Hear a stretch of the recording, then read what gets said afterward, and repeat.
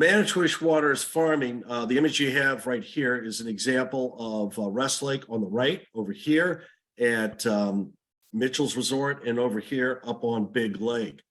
But to be fair, we want to be able to take farming all the way back to pre-contact in indigenous communities. This slide is given to us from Mark Brewy and Katie Egan Brewy, who did a presentation. As we look, you can see the garden beds excavated over at Archibald Lake.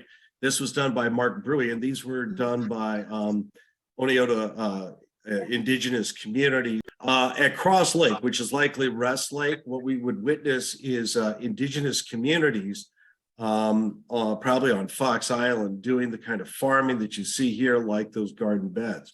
From that 1846 journal on Cross Lake, we'll see that encamped on a high point of land jutting out, forming one of the arms of the cross. Upon this point are two large wigwams and several acres of ground cleared and cultivated. So right here in Manitowish Waters, we had that kind of activity going on, and it was pretty important. The big Ojibwe community that would be representative of indigenous agriculture would be at Deer Park Lodge. If you look in the upper right here, that's a 120-year-old image of what is today Chippewa Retreat, aptly named, and that is on Manitowish Lake. And oftentimes they would raise potatoes, as you see here on the right. And from Thomas Jefferson Cram's expedition to Lac Vieux du Cerf in 1840, they talked about the potatoes, which were oblong in shape and not larger than a man's thumb. They were partially boiled, peeled, and then dried in wigwams under the fire, and they would dehydrate them and actually be able to store them all winter long and use them whenever they needed. So these were vital foodstuffs. As we go over to Alder Lake, where I live, we also have found from the Lovelace family, listening to Dolly Turpey's interview, which is on our YouTube channel, that there was an Ojibwe camp where Alderwood is right now. And that Ojibwe camp was a blueberry picking camp. And there are multiple citations in which there are Ojibwe who were not only trading there, different goods like moccasins and birch bark items, but also selling blueberries. Now, as we move, I got to admit some people. All right, as we move to the logging era, you can see that the animals to the upper right in this image is an oxen. And oxen could live on meadow grass, these meadow sedges along the Manitowish River. This is an image taken from the Manitowish River, just down from River's Edge. And you can see these at the wayside and other areas. But these oxen, as Peter Vance said in 1936 in the first Manitowish Waters Chamber of Commerce guide, they worked really slow, but they could live on these marsh grasses. Vance reported that there was a serious upgrade that took place when horses came in and became involved in logging. They could pull more logs and be more advanced. If you look in the upper right-hand corner, that is the Chippewa River and Boom Company right at the lower parking lot of the Pea Patch. And they was one of the biggest log driving camps in this region of Wisconsin, and they needed agriculture to feed these animals. So subsistence farmers were helping deliver a lot of this farm goods via railroads. This is the one in Weingar, this is one along Trout Lake, and they would bring in the hay and the oats necessary. Just to the south of us, in 1895, oats and hay production in Price County was actually booming. And a lot of the farming in this area was for the purpose of supporting the logging camps, as well as the resorts a little later.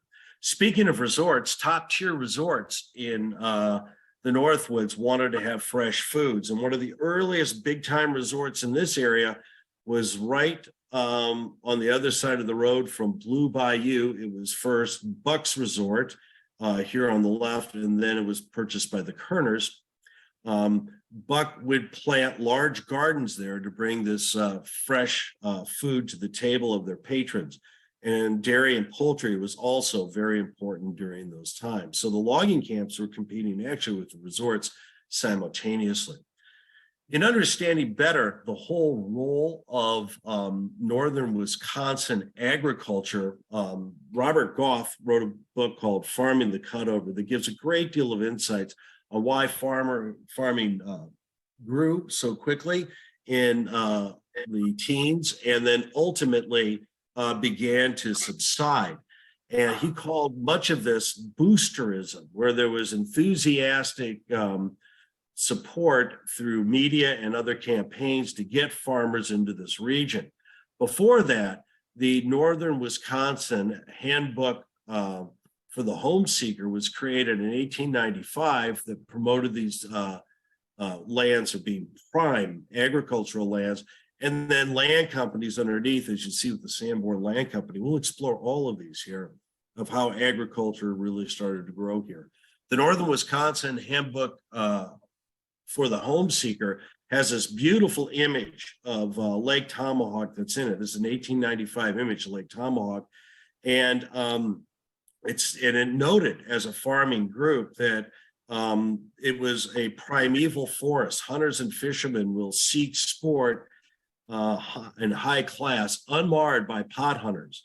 When they speak of pot hunters, those are market hunters who would market hunt for like deer and early on moose and things like that, and also market fish and sell to markets down in the area of Chicago and other areas.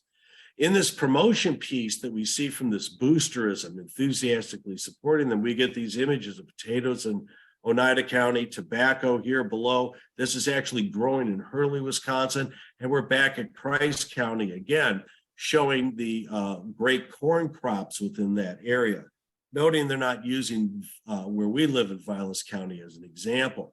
But the UW got involved with this boosterism very early on as well. And you can see in 1910, the University of Wisconsin Agricultural Experimentation Station started to say, you know, opportunities for profitable farming in northern Wisconsin. We're going to furnish a trustworthy guide for farmers in this section. So a big push was going forward within this. And again, they give select examples, but again, of Iron River crops up by Lake Superior and potatoes down in Antigo. Again, not featuring where we live in Vilas County. But that didn't stop the Wisconsin agriculturalists. If you look in the upper left here, you have yeoman farmer visions of Jeffersonian democracy, working a farm and pulling a plow. And here they're saying that in Oneida and Vilas County is better soil than large parts of Wapaka, Washare, Portage, Wood, Adams, Juneau, Jackson, Columbia, and so on. And we know today this is an exaggeration. The soils are very different, and so are the climates. But now the Sanborn Land Company is going to get involved again, and they're going to promote this cutover land with more boosters and $10 in cash and $10 a month. You get 40 acres in Vilas County. For $200 cash and $200 a year, you can have an 80-acre farm and a house on it as well. So people were brought to this area and they thought that this was going to be a farming mecca.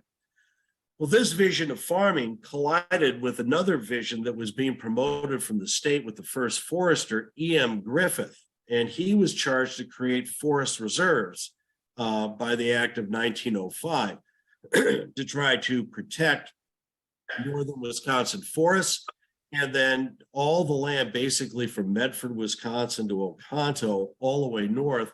He was to divide that land, sell the farmland, and turn the rest of it into a state forest. He actually did a survey in 1911, and the University of Wisconsin Agricultural Department did the survey. And if you look at the box at the bottom, only 15% of the land in Vilas County, they said, was really good, had possibility for agricultural land. And you can see the breakdown. So they tried to determine what would be best. Now, this boosterism is going to disagree strongly with Griffith and will lead to conflicts.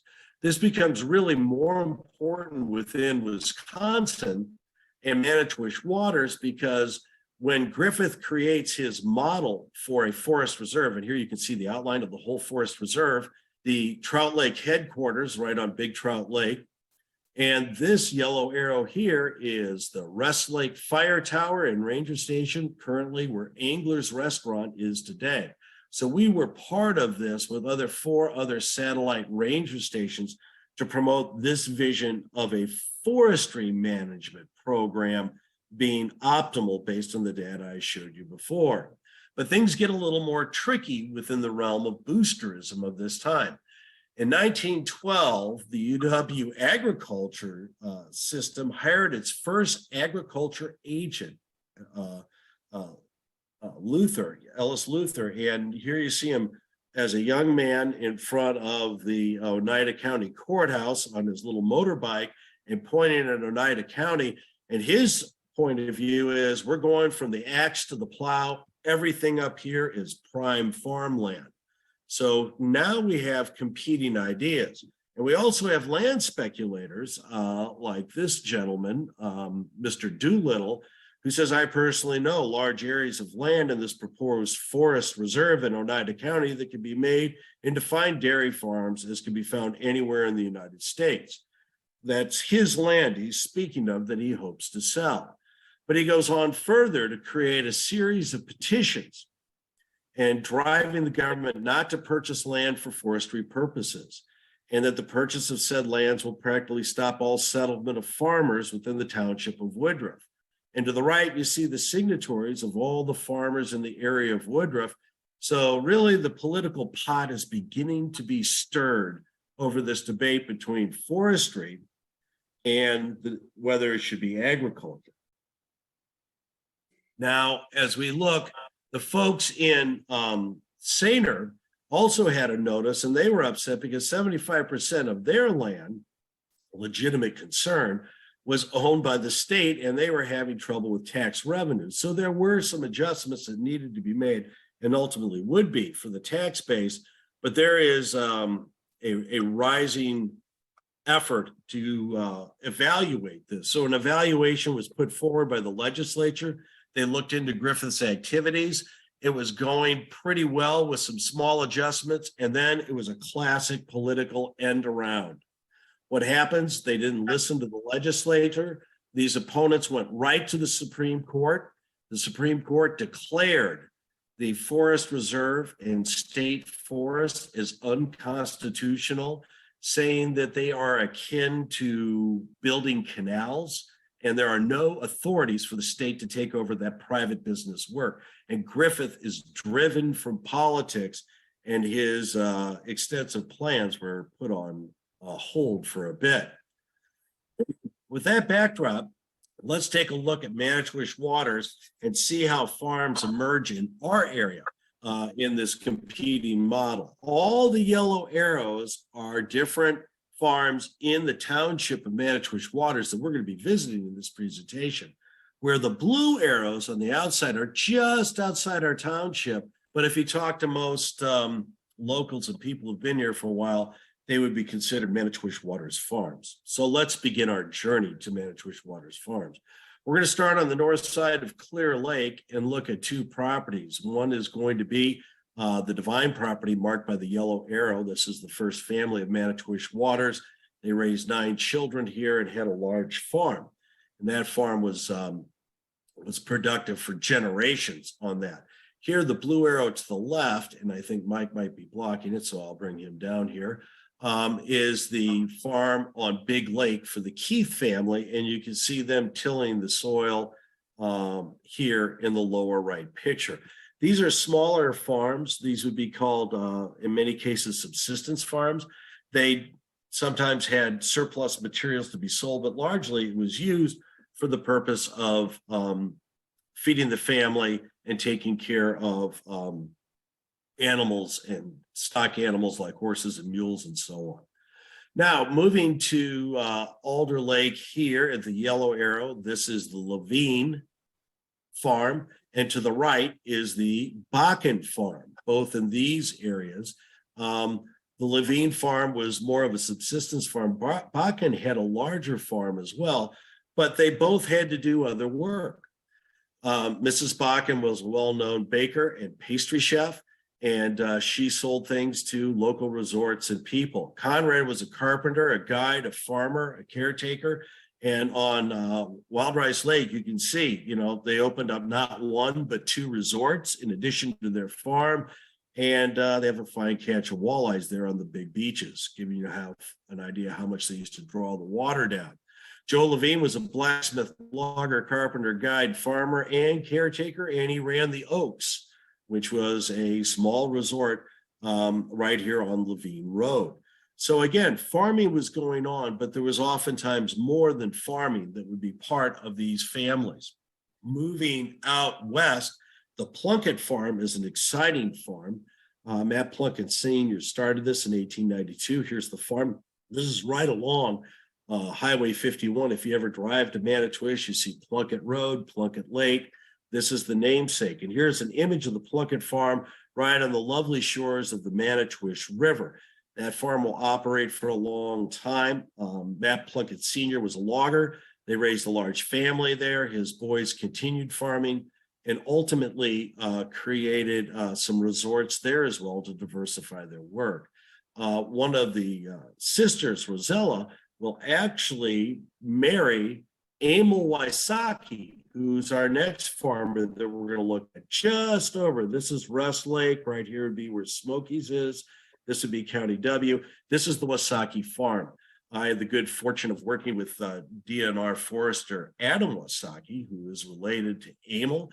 And I talked to one of his uncles and learned a lot about what they did. Emil came up here and bought 32 40s that had just been cut over.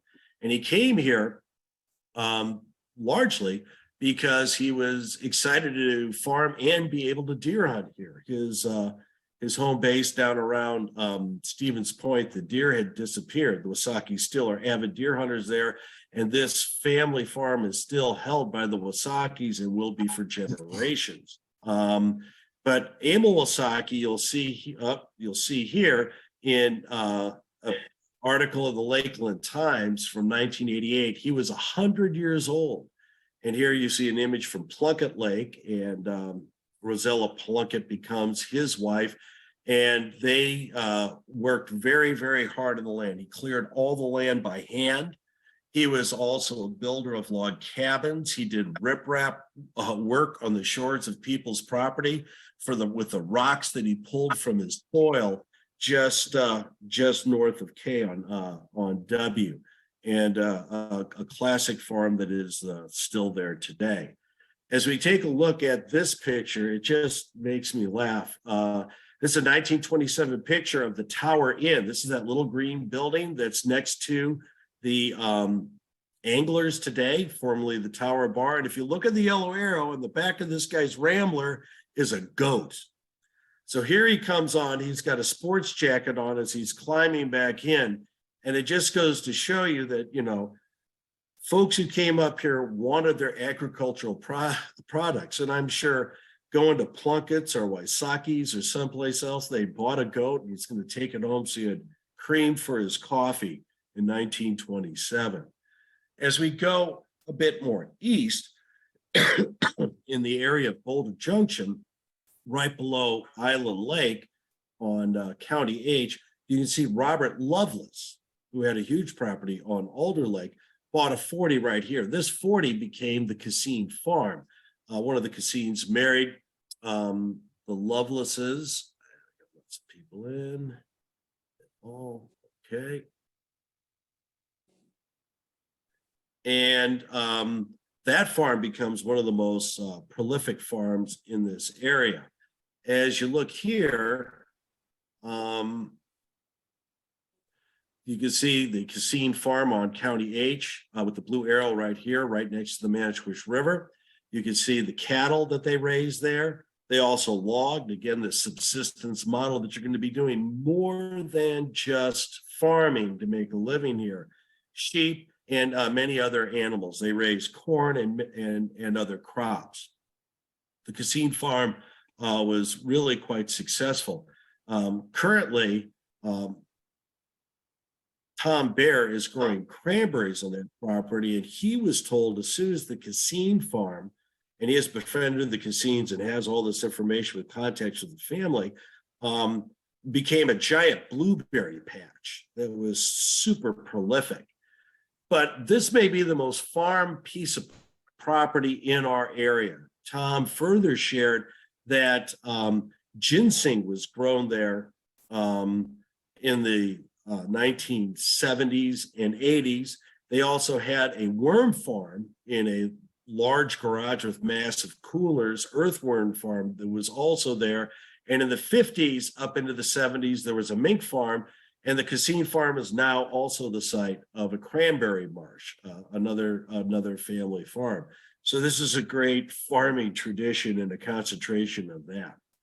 This is an interesting story. Here we are on Manitowish Lake. This is the arm of Little Star. This is the bridge right here, going across Highway 51. That would have been Kerner's. And this is Cap Smith. He came from Chicago, but did live here. They built their original home here, and they had, I guess you'd say maybe a little bit more like a hobby farm. And it was really quite an amazing property that grew generationally, and with a lot of great memories. We have stories about Cap Smith and his family on our YouTube and website for people to learn more about. As you move toward Rest Lake, and at the base of Rest Lake, this farm was the Mitchell's farm and later Bart's farm on Rest Lake. It's a beautiful area, and this was one of the earliest resorts at the time. And you can see all the agriculture there, again, following the model that you need fresh dairy and fresh vegetables for your guests, as well as taking care of your work animals and alike.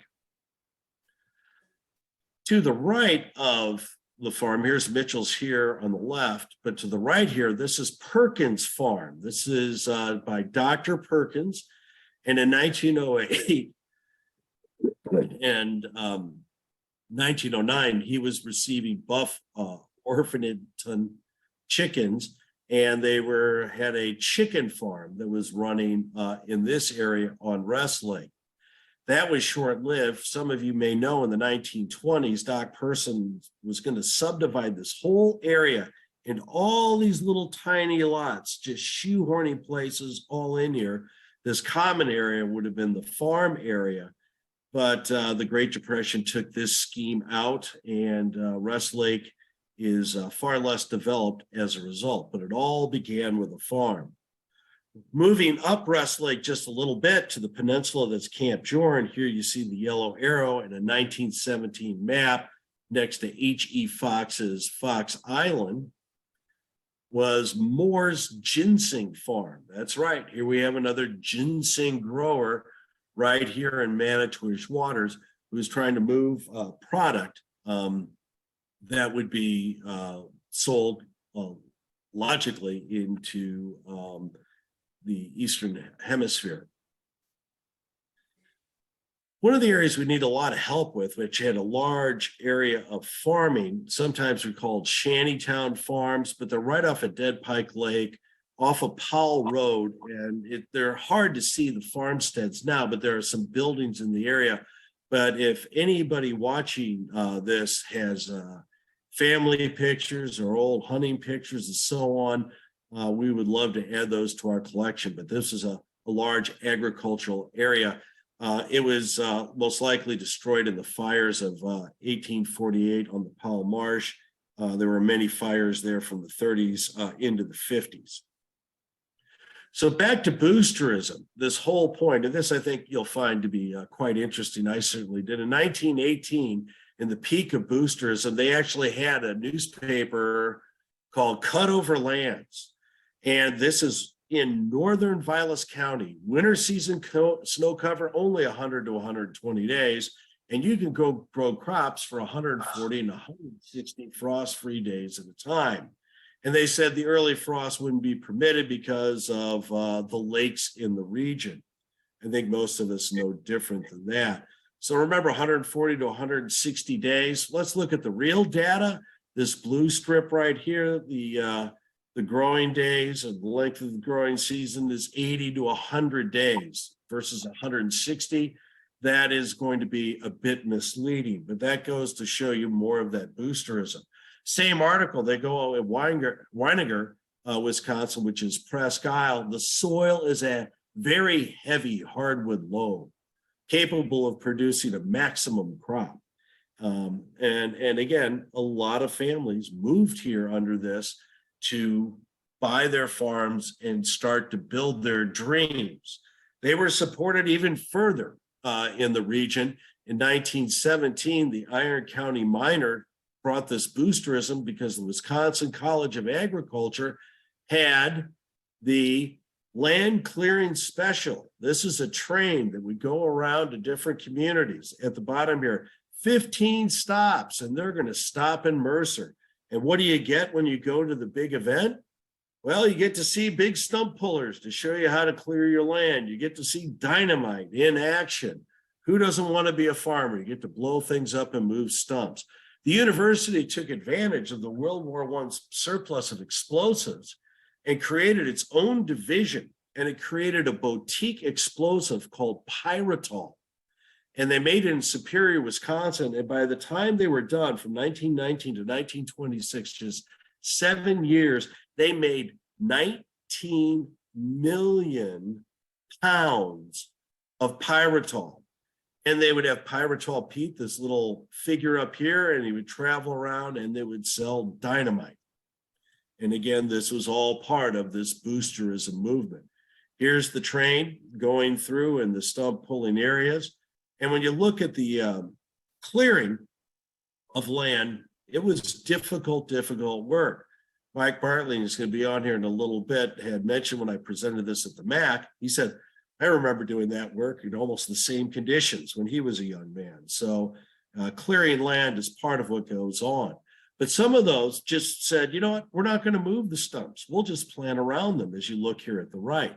And you see the potatoes stacked next to the stumps right here. Actually, those are probably piles of rocks next to the stumps, and they're going to plant around those. Paul Brenner, one of the great historians of this period, longtime DNR employee and World War II veteran, shared this information that Oxley, which is basically where County K and County H come together, was really the Bluegrass Land Company. And he said people would come up here on the Milwaukee train and they would show them around. And he said they got suckered into buying land. And many old-time families from Boulder Junction came here because of this land company. Again, this kind of boosterism that brought people into these areas, and we see these small farmsteads. So you may ask, why are people so driven to the area? Well, the index of prices skyrocketed for farmers, this first yellow arrow, as we go into World War I. We're feeding Europe during World War I. Immediately after, there's an agro-recession. That agro-recession will last throughout the entire 1920s. And then the Great Depression comes and it ends basically much of the farming in the area. It's interesting, during the 1920s, during this agro-recession in Vilas County, the boosterism was so powerful, it increased the number of farms during the agro-recession by 8.2% in Vilas County. So it was taking effect. But by 1925, the question started to come about how realistic is the kind of farming that Ellis Luther was describing as the Oneida County ag agent. Is northern Wisconsin on the right track? Secretary of Agriculture came to Sainer, Wisconsin and said, northern Wisconsin can accomplish more for itself and the nation by forestation than by agriculture. We can see in Three Lakes, many of the early settlers lamenting the Rocky Hill, Sandy Jack Pine Barrens weren't suitable for farming. Griffith, the head of the forestry department years ago, told us what we would have to do with this in like areas, but we laughed at him and threw him out of office. Now we're finding that Griffith was right. He was farsighted enough to see just what was going to happen to us. And what's going to happen?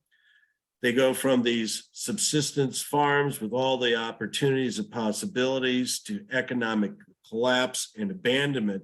And now you have abandoned families living out in the woods, and we are obligated to provide school systems and support to them. And it became a real rural catastrophe in the area.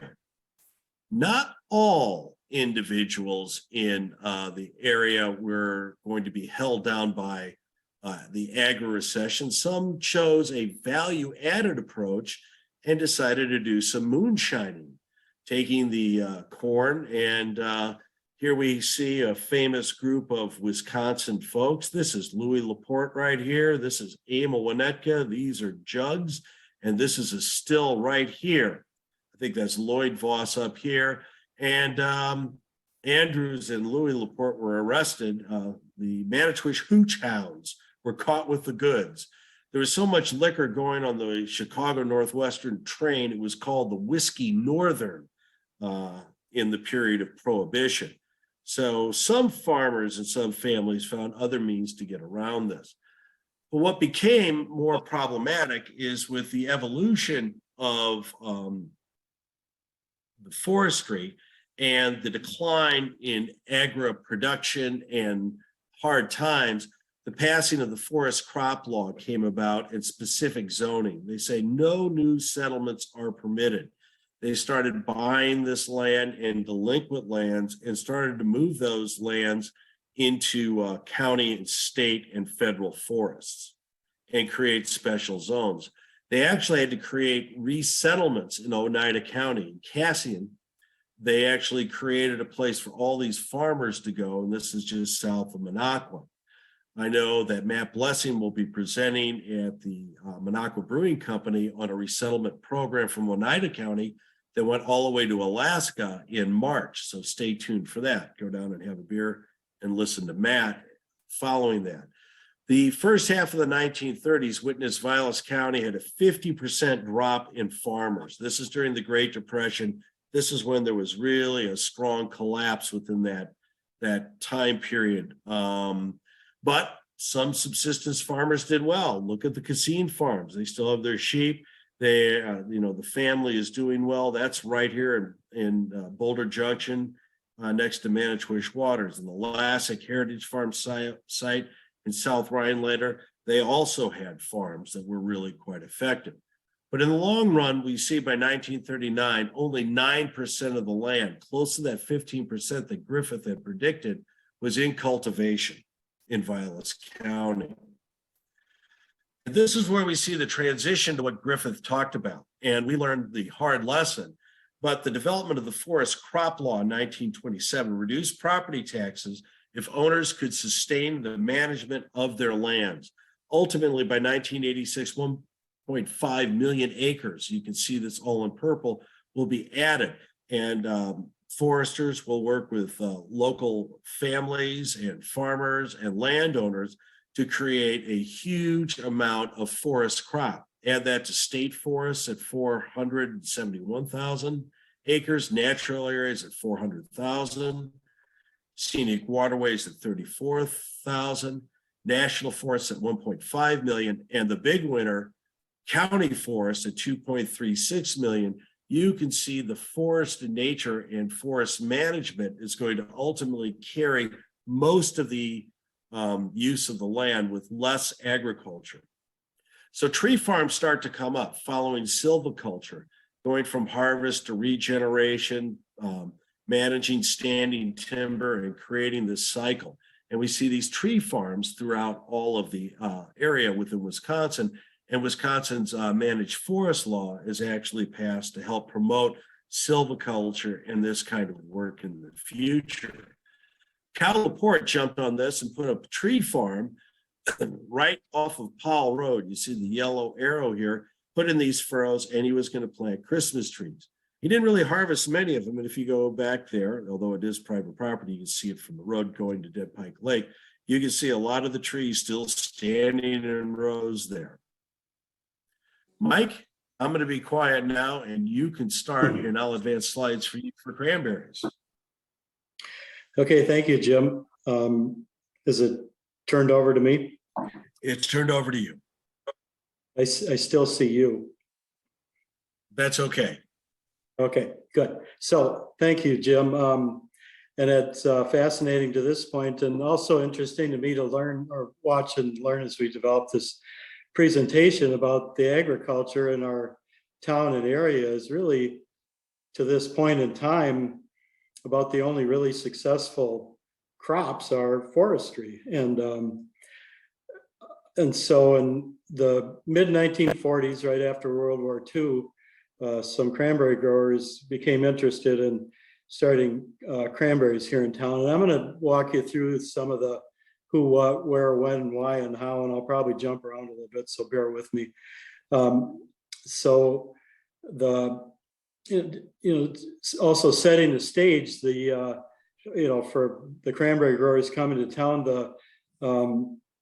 and starting a new agribusiness in our town, there were the forest of the whole pretty much North Woods had been denuded up until probably the 1930s and was starting to regrow then.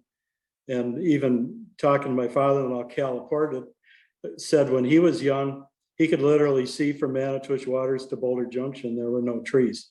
And if you look in the background on some of the old pictures from the resorts where there's muskies in people's hands, you look in the background around these lakes, Spider, Little Star, you name it, there are no trees.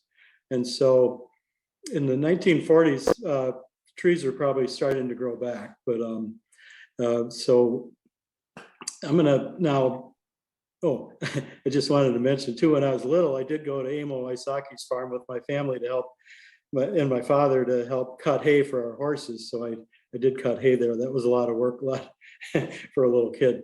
So that's fun, but hard. So we're, cranberries, we're, on the left picture is a sprig of cranberry vines. And on the very left of the flower on the left side is a hook, and that hook is bent over, and it's really where the cranberries get their name, and the natives and early people here began calling them cranberries because that hook of the bloom really resembles the head of a sandhill crane. And then it became cranberries. And then the photo on the right is a mature mat of cranberry vines with berries that are getting fairly close to being ripe for harvest. And so to grow cranberries, you need to have, there's a few key ingredients you need to have. One is a good source of clean water. You need to have acidic soils. You need to have a source of sand, and you need to have a marketplace, right? And so World War II actually had cranberry, the cranberry business was booming because it was a product that could be used in World War II for the war effort that was durable. They could can it and send it, or dry it and send it to the war, and people were familiar with it. So as World War II ended, there was a lot of industry around the country that was really ramping up, after World War II and taking off. And so the cranberries in Wisconsin to this point were, for the most part, in and around between, say, Wausau and Tomah, Wisconsin. That's where most of the commercial cranberries were grown, even though they started earliest just by harvesting wild cranberries down by Berlin, Wisconsin, which isn't too far north of Madison. But those petered out for various reasons. So anyway, the cranberries were, there was a market and a desire for new and more cranberry farms in the state. And so my grandfather and others in and around Necedah were friends with and talked to a couple of entrepreneurs. One was Guy Potter. Can you advance the slide, please? Sure, anytime, just ask. Yeah, I got one more and then we'll go back to this. One more. One more, okay. Please. Yeah, so there's a group of, like my grandfather lived in Necedah, Wisconsin, and he had a dairy. and you can see him in the middle of the picture, and Herb Intermill is in that picture. Frank Kohler's over to the left. Mac McFarland. I see Harold Gross started a farm near next to us, which my dad ended up acquiring from him in the 60s. And kneeling beside him is Howard Folsom. But on the left is Guy Potter, and over towards the right, the second from the right is Bert Leisure. He actually is Frank Kohler's father-in-law, so he financed. So that's the other thing you need to have for to start a farm is financing. So Guy Potter was helpful and as an advisor on how to grow cranberries, and help with another fellow that I don't think is pictured in this picture, even though it says he is. His name is Vernon Goldsworthy, and Vernon was, I believe they called him Goldie. He was from, I think, Wisconsin Rapids area, and he acquired the land around Little Trout Lake, I believe, to end up selling off to these growers, to parcel it off to these beginning growers. And all these people in this picture, aside from Guy Potter, were not cranberry growers at this point. They were, Herb Intermill, I think, had a dairy in Stevens Point. Frank was he was young, just out of World War II, in the service in the South Pacific and the Navy, things like that. So there was just no experience. So they needed advisors to help them in this new venture. And they, let's see. Yeah, go back one slide, please. So to develop the story around the cranberry farms in Manitowish Waters, Little Trout Lake is in the very southwest corner of the town. And the picture on the left is a 1938 flyover by the USDA, I believe. And then the one on the right is the same picture, essentially. And on the very right, you can see wild rice, and the upper part of it is alder, and on the lower left is Little Trout Lake. And the farms that you see are there are essentially as they are today. All right, so this land that is purchased by Vernon Goldsworthy and then parceled off to these growers was acquired from like a failed estate from a couple of guys in the late 1800s. Acquired all this land from Little Trout Lake all the way over to Wild Rice Lake and Alder Lake is basically fishing, hunting grounds.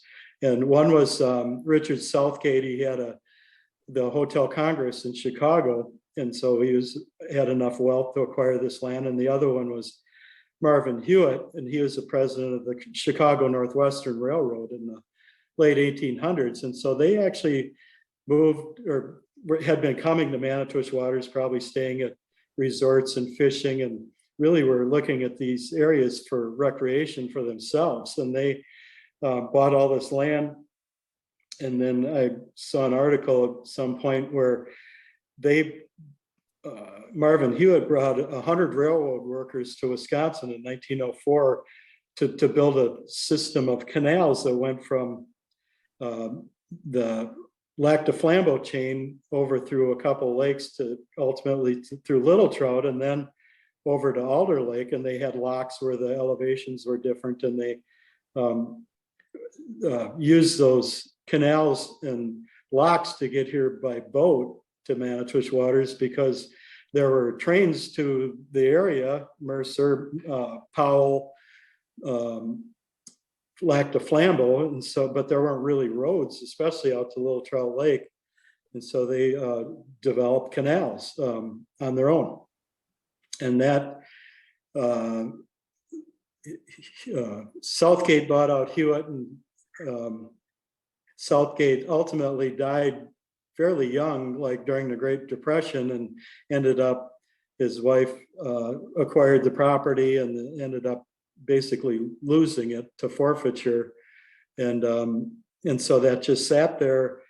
It was acquired by the Lutheran Aid Association, who bought destitute property apparently. And they sat on it from the like the late 20s or sometime in the 20s or 30s until 1940s when Goldie came along and acquired it and set up this venture for cranberry growers to start growing cranberries here. So they moved in and came here. There was really no place to move into. They stayed out on the road by what's now the Howling Dog Saloon, had some little cabins out there, or they camped in tents and they'd come out. There was no river or no bridge across the Trout River between Wild Rice Lake and Alder Lake. They eventually built their own bridge. There was no power lines out there. There were no homes to speak of. An abandoned camp on Alder Lake that Dad said when he was out here surveying as a young man, he instead of having to go all the way back to the cabins by US Highway 10 at the time, they'd broke into the cabins and camped out there in the summertime while they were working. So and Uncle Dick Intermill told me a story. He said, we wanted the power company to run power in here. And they said, well, we're not going to do that. We'll do it when you're successful. And so, so the growers actually cut the power line right of ways into this land to bring power in, and then the power company brought in the power. And so, I don't know, we've been here since 1946 and this is 2023. I would think by now we might be considered successful, but we're still waiting for them to reimburse us for clearing those original right of ways, but I don't think that's going to happen anymore. All right, so let's see. Cranberries are a low growing in nature. They grow in nature all around the Manitowish Waters. I find them in the swamps. They grow in nature on like sphagnum hummocks and swamps. And so they are not an aquatic plant. They're a wetland plant. And so they need a little bit of water quite often, but they can't really be inundated with water for long periods of time, especially during bloom. The bloom will be killed if they're flooded. And so what cranberries growers do when they build these cranberry beds, and they're typically 2 to 3.5 acre beds that are long and narrow, the beds are built to bring the water onto the fields and off relatively quickly when needed. And so they're in the Ericaceae family, which is the acid-loving plants, and Vaccinium macrocarpens is the genus and species, and Vaccinium is the same species as blueberries. So they're acid-loving plants too, and you see wild blueberries around town as well. And most years, the wild cranberries around town freeze. And the reason that happens is these are low-lying swamps, and on a clear night, when there's not very high humidity, the heat of the day escapes very rapidly and the cold settles in. And so frost can come in these low-lying areas virtually any night of the summer. And so I'm sure many of you that have been in and around our town for a number of years are familiar with hearing the diesel engines when they start up. It's getting cold out. Well, we can get a frost night. It's not uncommon to get frost on the 4th of July, but it happens. It's not real often, but it happens. And any other night of the season. And so we will sprinkle for irrigation now, but the early farms, can you advance to the next slide, please? One more. That one. So the early, the cranberry growers protect for frost with several ways. Today it's with sprinklers, which is on the next slide, but we'll get there eventually. So this is actually the Kohlers, Frank Kohler and his son in the left hand picture, and both pictures show a pump house. And these pump houses were made to move water from Little Trout Lake onto these fields for frost protection at night. And so these pumps actually pump both ways. You move the gate boards from one side to the other, they pump water in, and then in the morning they needed to quickly bring the water back off to make sure that the beds were not too wet or flooded all day, so that the cranberries would be allowed to grow. And so Frank, being a ship guy, he built this house over the pumps. So he's lived there. They were living over these pumps when I was young in this pump house, and Betty lived there. And I'm sure you know those two, they're kind of characters. Betty or my mom would go visit with us as kids when we were there. And so you go up the stairs and you're in the house, and Frank always had cats and dogs, but they weren't allowed in the house. So Betty'd be sitting in there, and this cat would be outside yowling and crawling up the screen. And Mom said, Betty, give the screen door a kick, and the door would go flying open, and the cat go flying into the ditch, and swimming away, and Betty'd laugh. That's hilarious. So she was quite entertaining, as many of you know. So that was early frost protection. And then we also used flooding to facilitate harvest. Cranberries, the berries themselves are hollow, so they float. And so we use water to float the crop out. And we'll get to that after a bit. Can you go back a slide? So I believe this picture on the right is, so Mac McFarland both built the cranberry beds and he built his own farm at the same time. And this, the drag line, I think, was his, and that's a scalping bucket that I think he built specifically for scraping the swamp or the top off of the swamp and placing it over to the side into the dikes that now form, the bed is the black part. They scalped and planted right in peat originally. And that bulldozer is to bulldoze to level the dikes, to grade the land. They would drain the wet peat down, and they even flooded again. They didn't have lasers. They had levels. They didn't have laser levels, and they had transits, but they had water on them. They'd use that as a level to level these beds up. They'd flood it. They'd mark the high spots and the low spots, and they'd drain it, and then they'd take the bulldozer and push the high spots and the low spots so it's perfectly flat to get ready to plant. And so that was the early process. Today we use bulldozers with lasers that are attached to the equipment, and then we're actually planting in sand today instead of peat. But cranberries grow in nature in peat, and so that's what they did. And let's see, advanced slide, please. Yeah, so I'll come back to how we plant them soon. So in the early 1960s, sprinkler irrigation came along, and so that we started buying and installing a second method of irrigation, and it's with these engines and the high pressure sprinklers that we can have them up and running in virtually 20 minutes. When it gets cold, we have thermometers out there now. We have computers and frost alarms that alarm us, and we monitor, and even auto starts sometimes now for that purpose to get them up and running. And so sprinklers were really revolutionary in the cranberry industry. They made it so that the cranberries weren't half drowned all the time, and the production in our state in the 60s and 70s like virtually tripled because of this the advent of sprinkler irrigation. Next slide, please.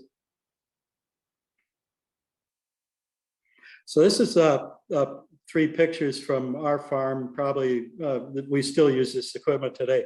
So we've got a bed prepared to plant, and it's all leveled with sand. In the upper left-hand picture, and the one below it is a tractor pulling a manure spreader. And so you identify the productive vines that you want, whether you own them or you acquire them from somebody else, you identifying them and you acquire them, and then they're baled and they're stored typically in bales with a sprinkler on them until the beds are ready to plant. They're prepared. Today we put in underground irrigation and underground drainage, drain tubes, and then we use this manure spreader to put the vines in, and it just spreads them out evenly on the ground, and then we take the tractor with the fat tires and the disc behind it, and we disc those vines into the ground. And where those vines come in contact with the ground, they're just disced in a little ways, and then they after a couple of weeks begin to grow. You water them, and then they'll begin to grow, and then they'll mature over 2 or 3 years and become productive cranberry beds then after several years. So that's how we plant vines and where we source them. Next slide. So now I'm going to show you a few slides on harvesting of cranberries, kind of the evolution of that. The picture on the lower left is our son Stephen, and he's got a hand rake in his hand. And so, I mean, before my time, hand raking was pretty much behind us, but we still use it to take samples of cranberries and to do some, small amount of harvesting for, ourselves or to sell to walk-ups and things like that. But the picture in the upper right is on Kohler's farm, and those guys out there all have hand rakes, and they would be paid by the box to hand rake all day long, and they put them in boxes and carry them off, and they put them in those stacks behind them are on the dike, and those are called drying crates. They have wood boards on 2 sides, slats in the bottom, and then slatted boards on the other side. And so they would stack those boxes up on the dike full of berries to dry. And if it was going to get cold at night, they had to turn all the boxes so the solid ends were to the outside so they wouldn't freeze. And then during the day, they turn them again so that the slatted ends allowed airflow through. And they put those boxes in storage. And so up until about the early 1960s, most of the cranberry crop was marketed as fresh fruit, like you buy in the produce, fresh cranberries in the produce aisle of the store as fresh cranberries to make your own sauce or juice or whatever you like with it.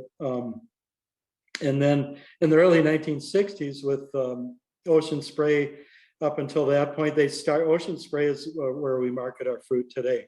They started in 1930 they became a cooperative in 1930 in the out east in Massachusetts and New Jersey, and we joined, our family farm joined them probably in the 50s, and they up until to and through the 50s really just handled what wasn't sold into the marketplace as fresh fruit, and up until and through the 50s was 95% of the crop was sold as fresh fruit. So with the advent of juice products like cran apple, cranberry cocktail, cranberry juice cocktail, cran grape, things like that, today that's virtually inverted. The market for cranberries, processed cranberries, and of course craisins now today, is 95% of the market, where 5% is fresh.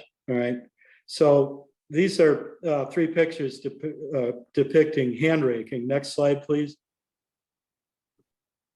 And so I've told people when I was young, and if I was in a ditch, digging a ditch, what do you do all day while you're digging a ditch? You're thinking about, there's got to be a better way. And so these pictures show you there's a better way. They put an engine on a picking machine, which were, I'm sure, built by growers and eventually made by a couple of manufacturers where growers could buy them. But they are, you see on the upper left a picture of a walk behind picking machine where they're picking into these same boxes that are then carried off of the bed. And the one below that is a little bit closer up of that same picking machine picking into boxes.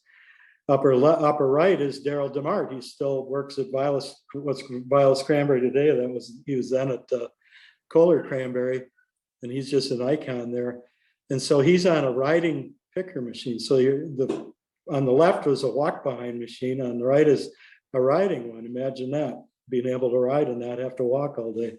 And then they started picking into these boats that were just steel boats that floated along and were pulled with a small tractor. And that lower right-hand picture is a handmade by Kohler Cranberry, just a truck with a lift on it to lift and dump these boats full of cranberries into dump trucks to be hauled in, to be cleaned and then stored as fresh fruit still. All right, next slide, please. All right, so on the left-hand slide is that's my brother Peter in that little tractor when he was young, and behind him it might be my uncle Chuck Wagner behind a walk-behind picker where he's picking into a boat, and Peter is pulling the boats down the bed, and then beside to the picture to the right is Freddie Labarge, worked out there. He's from Lac de Flambeau, and he's actually riding on a picker, picking into the boat that's being pulled by a tractor. So this is an evolution to, so this is still pretty slow and pretty tedious and mostly going to fresh fruit, but a lot easier than hand raking and carrying them in the water. Next slide, please.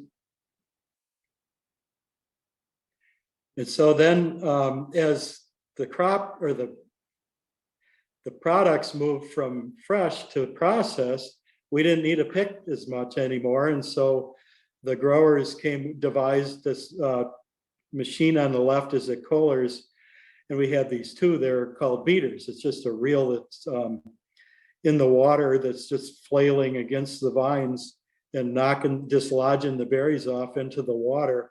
And then we would float them off with booms, and as we do today. And then the picture on the right is actually just a drag. It's called a harrow that is on a tractor that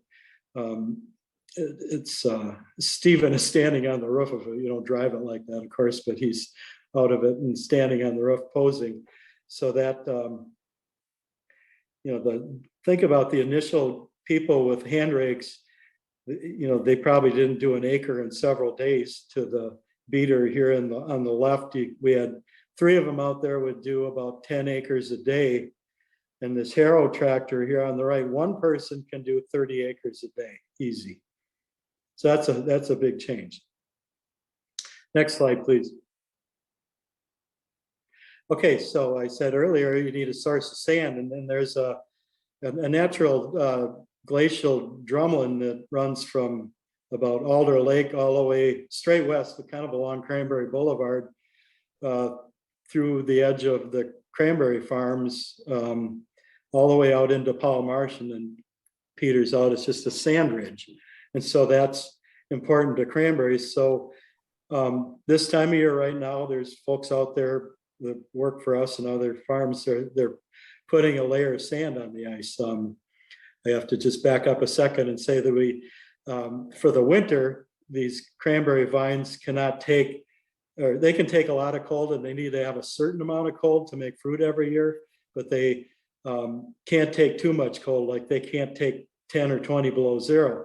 So in nature, they're covered up by natural snow and protected for the winter. And so we hope that's going to happen, but we don't count on it. So we flood them 1 to several times in the winter to get the vines frozen in a solid layer of ice.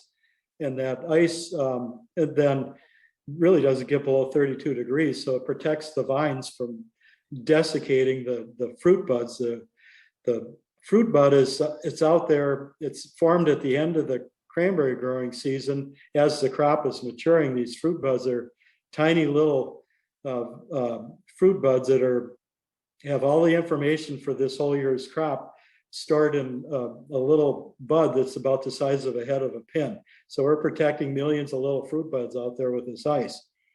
And then the other thing that we do is this ice we try to get it formed and strong enough so that we can clear the snow off of it with some snow removal equipment, plows or blowers or what have you. And then we put a thin layer of ice over the sand, and this acts as really a root pruning exercise. And so you think of any orchard, you may be familiar with apples, citrus. They do fairly heavy pruning every year up in the limbs to make them so that it really forces them to fruit better each year. And so sanding is similar to that, but you put this 1-inch layer of sand over about a third of the acreage every year if we can. And that sand sits on the ice till spring. The ice thaws, the sand falls into the water and then to the ground. And then it acts as a root pruning mechanism in that it buries some of the roots, which causes the new roots to be grown, which causes new shoots to be grown. And so it's really a rejuvenation process. And we're sanding right now as we speak during the day, of course. Well, we have sanded at night though. Okay, next slide. All right, so I'm third generation, and there's a picture on the left is with Stephen and David and my wife Barbara and Becca and Lucy. And just yesterday we had introduced a new person to our family. Ford Laporte Bartling is not pictured here in that picture yet, so that might be generation 5 and is there, we hope, but who knows what that'll bring.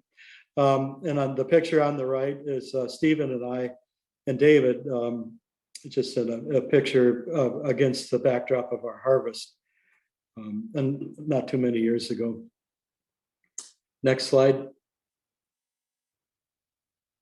This picture on the left is the aerial photo of the marsh, our marsh on by the north part of our marsh over off of Alder Lake there. And this guy in a plane one day flew over, took this picture, and then they put it in the Lakeland Times. And so I tracked him down and got that picture. It's just a classic, beautiful picture. And then the picture on the right is my father in the back and my brother Peter and I. So Peter and I ran our farm through our career for starting like in the late 70s through now I'm retiring. And my dad was the generation before that from the early 1950s on up until basically he died in the early 2000s or about 15 years ago. So he took it over from his father, Delbert, and Delbert started it, and he didn't live to be much more than 50 years old. He died, and Dad was in the military, in the Navy. He got a family bereavement discharge and came and took over our farm in the early 50s, and that's when they were just starting their family here then too. And this picture was one that was used on the cover of John Deere magazine. So you really know in the farming world when you've achieved infamy is when you make the cover of John Deere magazine, right? All right, next. So the picture on the left is Frank Kohler, is a young man with a great big snapping turtle in his hand. We ended up with the pictures of their family pictures of the cranberry farm, and I digitized them a few years ago. And for the Historical Society, there are a lot of them available on the Historical Society website for the Kohler family farm part of it. And so he was forever with kittens, dogs, skunks, things like that. Even Betty, there's a picture of Betty holding a skunk at one point, a baby skunk. And the picture at night, so I said, we're up, we're watching the sprinklers and the pumps all the time at night. Stephen took this a few years ago, but one of the benefits of being up at night working is a lot of times you see the northern lights, and this one happened to be over our cropland on the field. So this is really something spectacular that you may get to see out on the farm at night on occasion. So it's one of the truly great benefits of being involved on the farm, working any and all hours of the day. I think that might be the end of the slides, right, Jim? Yep, that's the last one. And Thanks so much. We have some cranberry videos at the end here. I have a few more slides to go through to get us from post-World War II to current times. But Mike, thanks so much for all of your insights. Other farms that popped up in the post-World War II era were area mink farms, and they were up here right off of Highway 51 by the Vilas County, Iron County line, up here by Highway K, and Clear Lake Road, and over on the Cassine farms. And minks and furriers were very important in those periods. At Winmar, this was the forerunner to the pea patch. Notice that they have the real cream and so on right on the sign. Again, trying to supply fresh dairy from local farms, and we had them. We had poultry farms. One that was right on Highway K, at Clear Lake Road, and here is the general store that was associated with that, and others in this area that were on County W as well. All right. One of the regional things that I remember as a child is Clary's ice cream and milk. Early on, these were dairies that were regional in nature, starting first in Rhinelander, and then the Iron County Creamery, which provided a lot of great dairy products. This area was bought out by Clary's, and they operated until 1983, and it was really quite a great agri-tradition for its time. LaRoe, Laporte, and Reamer, therefore LaRoe, created first a wild rice farm. This is right by River's Edge Outfitters on Highway 51, right across from the Camp Mercer Trail. You can see the beds right here. First, it was a wild rice marsh, and here you can see them harvesting wild rice. Here you see a combine, and here you have airboats that they use to get around out there. Ultimately, these marshes came out of production, right, Mike? Yeah, they actually went into cranberries for a while, and now they're doing neither. Right. Okay. Thanks. Lovelace had a zoo, and so these zoos, you say, oh, that's not really a farm, but it's kind of interesting. Right here, where the howling dog was, Lovelace would have bears and different animals that were present at the time. And in the 1940s and 30s, and even in the 1950s, this fascination with animals was really a big part of marketing Manitowish Waters. And one of the farms was Wagner's Deer Farm. So basically, kind of right across the road from the Howling Dog and just a little bit further west was Wagner's Fireside Resort. And it was also a deer farm. And they would have big bucks and little fawns and so on. And this became really quite a feature and a tourist attraction within the period. Interestingly, we see in many of the Chamber of Commerce guides, feeding of deer is one of the attractions. They wouldn't let people bring their dogs when they wanted a vacation because they wanted a deer to come. But the most famous was the sheik. Yes, this is a deer right here called the sheik. This deer is being fed right now in the Howling Dog Saloon. If you look at the back, you can recognize those logs. And sadly, the sheik only lived for a while because it's right next to Highway 51, and he was picked off by a motorist. Jokingly, locals said since it was a Canadian motorist, it was some kind of outside hit that was put on the sheik, but that was all in jest during the time. Well, traditions of longtime gardeners like Paul Brenner, who had a fabulous garden off of County K, just by Rice Creek, if anybody went there, and the popularity of the community gardens created by Jerry and Karen Wilkie show that we're still very much connected to the land, interested in growing, and it is all part of the Manitowish Waters legacy and identity. And at the end, we have, during some questions that you might have, a couple of videos of cranberry harvest I'll play in the background. All right. So I guess we can open up for questions as we play a few videos. Yeah. So Jim, I've asked people to put them in through the chat process, and we have one as the Cassian Farm, the Cason Farm, also the Holabrew Farm, now Bear Farm. If you look on your chat, you'll see the question. All right. Yeah, that's I'm actually. seeing- Yeah, Mike can take that. It's Cassine Farm and Hollowview Farm. So I think the answer to Lee's question is that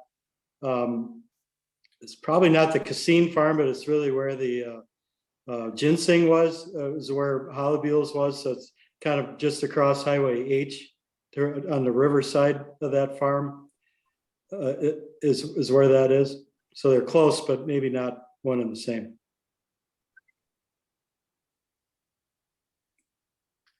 Any other questions?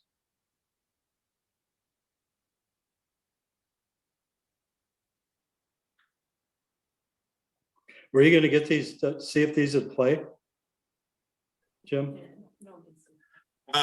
We were going to work on that. It's playing on mine, but obviously not on yours. I'm sorry. We were going to talk about getting that ready. I'll just take that off then. Okay. Well, we All right. appreciate, if there's any other questions, we're glad to answer them, but we actually held pretty strong with our attendance tonight, even with our delay at the beginning. And because we had so much material to cover, we appreciate everybody hanging in with us. Let's see, is it true that there are 5 different varieties of cranberries, Mike? There are dozens of varieties of cranberries. We're on our farm, we're growing at least 5, maybe more. What's the newest and hot one? The ones we're growing so there's cranberry growers in Ocean Spray have funded breeding programs at University of Wisconsin-Madison, Rutgers in New Jersey, UMass in Massachusetts, and so there's a number of varieties and even some growers have developed their own vines. And so what we're planting lately are Rutgers variety, Crimson Queens, Mullica Queens, Haynes, and we have some high reds. Those are all, Rutgers, and there we have some high reds from UW-Madison. Greg Oleski is the grower that develops varieties. So the predominant cranberry vine in Wisconsin early up until the 60s was called Searles, and that was a selection from the wild by a grower of a vine with desirable fruiting characteristics that they wanted for Wisconsin. And so up until probably the 70s, Wisconsin was like 2/3 Searles. And then in 1940s in Beltsville, Maryland, there was a breeding program by the USDA that produced a vine called Stevens. And so then over time, and our farm was the same. It was 2/3 Searles. And then by the 80s and 90s, my brother and I were there. We rebuilt most of our farm. We became 2/3 Stevens. And today it's still, upwards of 2/3 Stevens, but we're shifting now to these other varieties that are more productive and have other characteristics we want, mostly production and early yielding for our short summers, things like that. Hey, Mike, how many cranberry farms are in the area now? Do they support each other? That's 2 questions. Yeah. How many cranberry farms in the area and how do they support each other?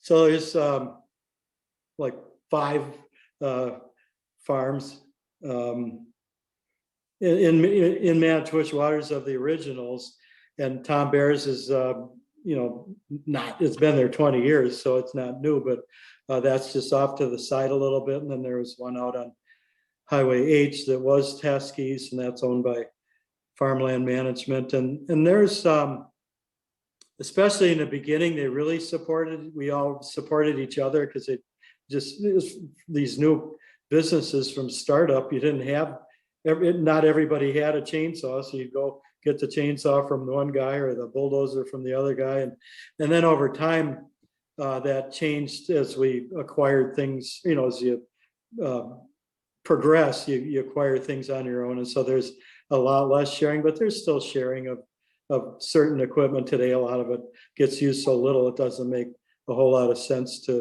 for everybody to own a land leveler. It gets used Right. for a week a year. Right.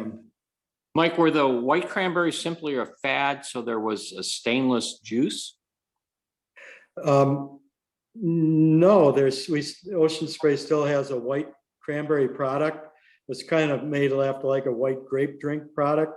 And so early on in the development of that product, we were asked, and we did on our farm some small amount of it, and a couple other growers did as well around the state and country. You harvest them when they were not green but white, so they weren't red yet; they're immature, and so then Ocean Spray's manufacturing capabilities have evolved where they take our frozen red fruit now, and they've got optical sorters. And by the way, I think 2/3 to over 3/4 of our crop now goes through the craisins process first. And so they take these frozen bins of cranberries and they thaw them or start to thaw them, and they have optical sorters that can just eliminate out the whites, the white fruits. And so they collect those in manufacturing instead of from a early harvested field now. It's not a real big business, but it's still a product we sell. So Mike, how has the change from fresh to dried cranberries influenced the type of cranberry vine? Has there been an influence on the type of vine? No, not at all. It's really the same vine. As a matter of fact, the interesting thing is the craisins, the sweetened dried cranberries, were up until the 90s when Ocean Spray came up with this process to identify and manufacture sweetened dried cranberries. It was, mostly juice. And so the cranberries were harvested and they were frozen and they were made into juice. And so the hulls were field spread as waste. And so Ocean Spray found a way to really make another completely new product line out of a waste product. Great. Now I'm seeing just you, Frank. I'm sorry about that. Any other questions before we wrap this up? I mean, it's been fascinating and enjoyable, but thank you for your evening. Anybody have any other questions? I do. I can remember most of the blogs were Ocean Spray, but then there was a while that they went to Northland, and now they're back with Ocean Spray. Yes and no. There's so Northland acquired they actually acquired Kohler's and McFarland's farms in the 90s, and were part of they were part of Ocean Spray, and then Northland left Ocean Spray with those farms and quite a number of others, and developed their own juice product lines, and so that rose and then kind of sank and almost went away. I think there still might be Northland products on the shelf, but really early on, Intermills were never part of Ocean Spray at all. They were involved with Goldsworthy's over in Eagle River and what was called Cranberry Products, and they made juice and sauce in Eagle River. And eventually, I think they started selling. Eventually, that kind of went away, and they ended up selling to Northland. Selling their fruit to Northland. So that's so most of it is. And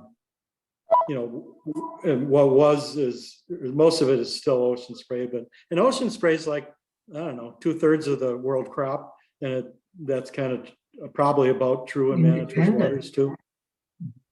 Mike, what percentage of Wisconsin produces for Ocean Spray?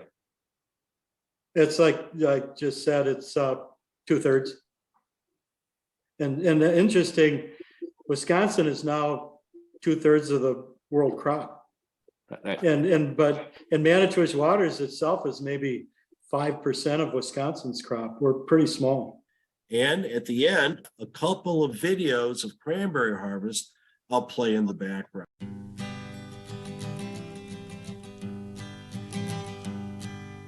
Busted flat in Baton Rouge, waiting for a train, when I was feeling near as faded as my jeans. Bobby thumbed a diesel down just before it rained and rode us all the way to New Orleans. I pulled my harpoon out of my dirty red bandana. I was playing soft while Bobby sang the blues. Windshield wipers slapping time, I was holding Bobby's hand in mine. We sang every song that Javi knew. Freedom is just another word for nothing left to lose. Nothing, I mean nothing, honey, if it ain't free. No, no. Yeah, feeling good was easy, love, when he sang the blues. You know, feeling good was good enough for me. Good enough for me and my Bobby, yeah. From the Kentucky coal mine to the California sun, hey, Bobby shared the secrets of my soul. Through all kinds of weather, through everything that we've done, your Bobby, baby, kept me from the whole world. One day up near Salinas, long, I let him slip away. He's looking for that home, and I hope he finds it. But I train all of my tomorrows for one single yesterday to be holding Bobby's body next to mine.